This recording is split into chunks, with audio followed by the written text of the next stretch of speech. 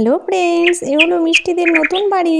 এই নতুন বাড়িতে মাত্র কয়েকদিন হলো এসেছে। আর এই যে ছাদের ওপরটা দেখতে পাচ্ছ, এই ছাদের ওপরে থাকে ওদের পাখি কেষ্ট।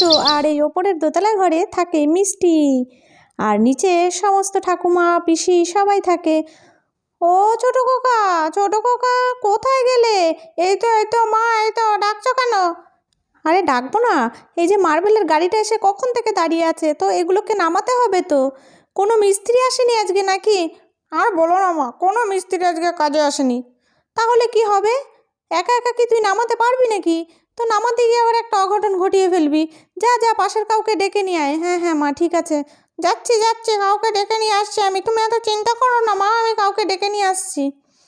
আর এই যে তৈরি হচ্ছে মিষ্টিদের নতুন রান্নাঘর। ওরে বাবা, কি সুন্দর রান্নাঘর! আমাদের আগের রান্নাঘরটা কেমন ছিল? ওপরে খড়ের চাল, উনুনে ধোঁয়া উঠতো, কেমন ছিল বল বল খুশি?